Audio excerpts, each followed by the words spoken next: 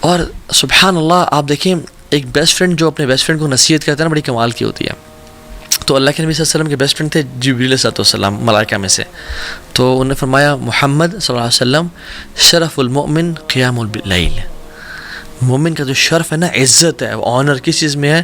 قیام باللیل، قیام باللیل، رات کے اٹھ میں قیام کرنے میں.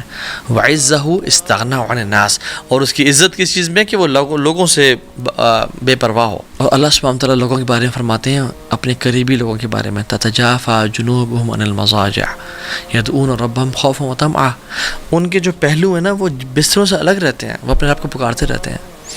اور جو شخص ہم میں سے جنت میں جانا چاہتا ہے سلامتی کے ساتھ وہ یہ کام کرے، افشوا السلام واطعموا الطعام واصلوا الارحام وصلوا باللیل والناس نیام. سلام کو عام کرو، اپنے رحم کے رشتوں کو پورا کرو، ان کو نبھاؤ، اور لوگوں کو کھانا کھلاؤ، اور رات کو نماز پڑھو جب لوگ سو رہے ہوں. تدخل الجنت بالسلام، تم سلامتی کے ساتھ جنت میں داخل ہو جاؤ گے. آپ صلی اللہ علیہ وسلم فرمایا کہ جو شخص رات کو 10 آیات بھی پڑھ لیتا ہے نا قیام اللیل میں، یعنی سورہ فلق اور سورہ ناس کی 11 آیات ہیں، جو قیام اللیل میں 10 آیات پڑھ لیتا ہے وہ نیگلیجنٹ غافل لوگوں میں سے نکال دیا جائے گا. اور جو 100 پڑھ لیتا ہے وہ اللہ تعالیٰ کے ڈیووٹ ورشپرز میں لکھ دیا جائے گا کہ وہ یعنی عابدین ہیں، وہ عبادت گزار ہیں. اور جو 1000 آیات پڑھتا ہے وہ مقنطرین میں سے لکھ دیا جائے گا. یعنی دوز مقنطرین مینس کہ جو کنتار گیدر کر رہے ہوتے ہیں، دوز ہو گیدرنگ کنتار. کنتار کیا ہے؟ عربی لینگویج میں ڈفرنٹ روایت آتی ہیں. 4000 دینار کے گولڈ کوائنز کو کنتار بولتے ہیں. سبحان اللہ. اور کچھ لوگ کہتے ہیں کہ it is huge and unknown amount of money. اور کچھ لوگ کہتے ہیں، کچھ مفسرین کہتے ہیں کہ اگر ایک بول کی سکن لے لیں نا آپ، اس میں جتنا گولڈ آتا ہے وہ کنتار ہے. اور طبرانی میں ایک حدیث آتی ہے، اللہ کے رسول نے فرمایا کہ 1 کنتار خیر من الدنیا وما فیہا، وہ اس دنیا اور اس میں جو کچھ ہے اس سے بہتر ہے. تو جو 1000 آیات کی تلاوت کر لیں، سبحان اللہ. ابن حجر رحمہ اللہ فرماتے ہیں کہ سورہ ملک سے سورہ ناس تک 1000 آیات بن جاتی ہیں، بلکہ اسے اوپر ہی چند شاید. تو سبحان اللہ ہمیں ان اپرچونیٹیز کا استعمال کرنا چاہیے. اور یاد رکھیں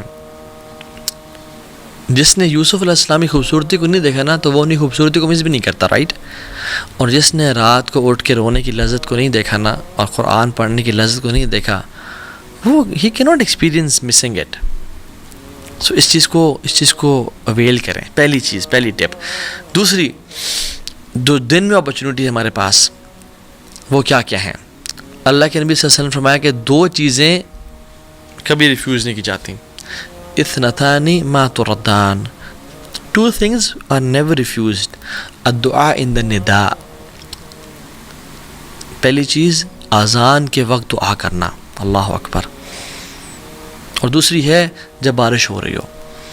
میں اور آپ ہماری زندگیوں میں کم از کم 5 ٹائم تو اذان ہوتی ہے نا. اور ماشاءاللہ ہم تو مسلم ملک میں رہتے ہیں تو کتنی اذانیں ہو رہی ہوتی ہیں الحمدللہ. تو جب اذان ہو رہی ہو اس ٹائم دعا کرنا. اور میں اور آپ کتنے غفلت سے اس اذان کو سن رہے ہوتے ہیں اور نہ تو اس کا جواب دیتے ہیں اور نہ اس ٹائم دعا کرتے ہیں. یہ صحیح جامع کی اوتھینٹک حدیث ہے 3078.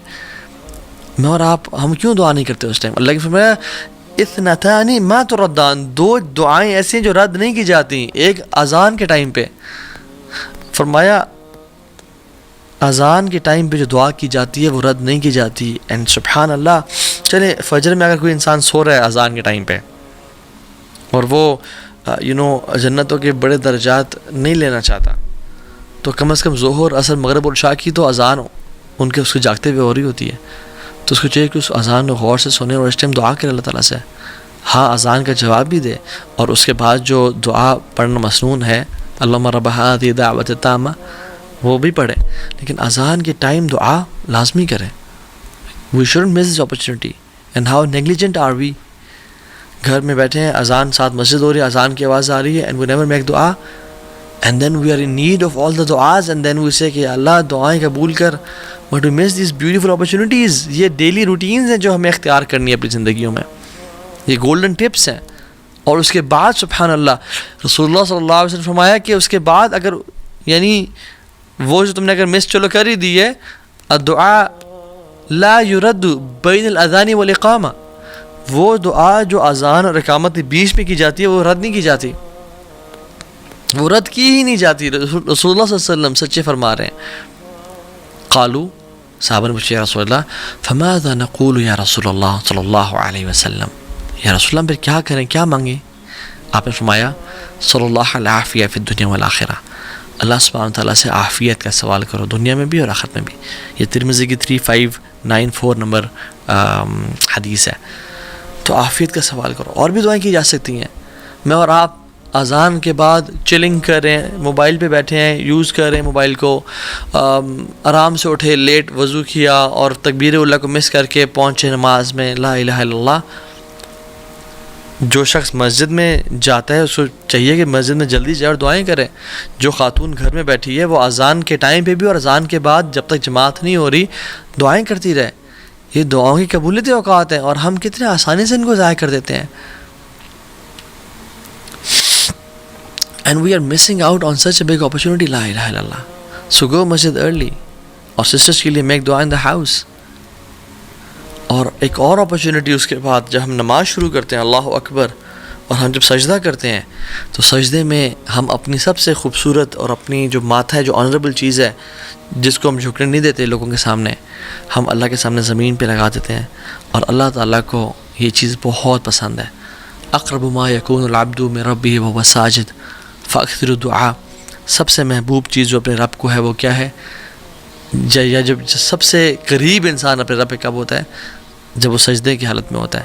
تو اللہ کی نے فرمایا فاکثر الدعاء، کثرت سے دعا کرو، اور ہم 3 دفعہ 5 دفعہ 7 دفعہ 8 دفعہ 10 دفعہ ایون اور جتنے دفعہ پڑھیں لیکن بس سبحان ربی الاعلیٰ پڑھ کے اٹھ جاتے ہیں۔ یہ صحیح مسلم کی 482 نمبر حدیث ہے۔ ہمیں چاہیے کہ ہم کثرت سے دعائیں کریں، چاہے وہ قرآنک دعائیں ہیں یا وہ احادیث میں آتی ہیں۔ قرآن پڑھنے سے منع کیا گیا لیکن قرآنک دعائیں ہم کر سکتے ہیں، شیخ السمین رحمہ اللہ کا فتویٰ ہے۔ تو دعا کریں یا مقلب القلوب ثبت قلبی علی دینک، یا اللہ میرے گناہوں کو معاف کر دے، اللہم اغفر لی، جتنی بھی دعائیں ہیں عربی میں انسان مانگے تو کثرت سے دعائیں مانگیں۔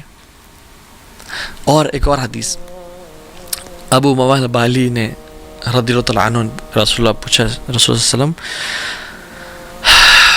کون سی دعا اللہ تعالیٰ سنتے ہیں؟ تو پہلے ہم نے ذکر کر لیا تھا جوف اللیل الآخرہ، جو رات کے آخری حصے میں کی جاتی ہے، اور دوسرا پارٹ وَدُبُرَ الصَّلَاةِ الْمَكْتُوبَاتِ، and by the end of every prayer۔ دبر کا لفظ جب بھی آتا ہے تو جب نماز کے بارے میں آیا ہے اور دعا کے بارے میں خاص طور پہ، تو میں پورے اس ڈسکشن کو سمرائز کر رہا ہوں اور وہ شیخ السمین کے فتویٰ سے بتا رہا ہوں کہ جب بھی دبر صلات کا جو ٹرم یوز کی گئی ہے، تو جب دعا کی بات ہو رہی ہے تو وہ نماز میں سلام پھرنے سے پہلے کی بات ہو رہی ہے، اور جب اذکار کی بات ہو رہی ہے، جیسے اللہ کے نبی صلی اللہ علیہ وسلم نے اپنے ایک صحابی رسول کو معاذ بن جبل کو فرمایا کہ میں تم سے بڑی محبت کرتا ہوں، میں تم سے بڑی محبت کرتا ہوں، تو تم فی دبر الصلاۃ یعنی نماز کے آخر میں یہ پڑھا کرو اللہم اعنی علی ذکرک و شکرک و حسن عبادتک۔ اب چونکہ یہ ذکر ہے تو اس سے مراد نماز کے فوراً بعد، اور جب اللہ کے نبی صلی اللہ علیہ وسلم دعا کی بات کریں تو یعنی نماز سے بالکل سلام پھیرنے سے پہلے۔ یہ شیخ السمین نے اس پوری ڈسکشن کو سمرائز کیا رحمہ اللہ، کیونکہ قرآن میں بھی آتا ہے نا کہ فَإِذَا قَضَيْتُمُ الصَّلَاةَ فَاذْكُرُوا اللَّهَ، جب تم نماز ختم کر تو اللہ کا ذکر کرو، ذکر از آفٹر صلاح، اور بہت سارے اذکار میں دعائیں بھی ہیں ڈیفینیٹلی، ٹھیک ہے۔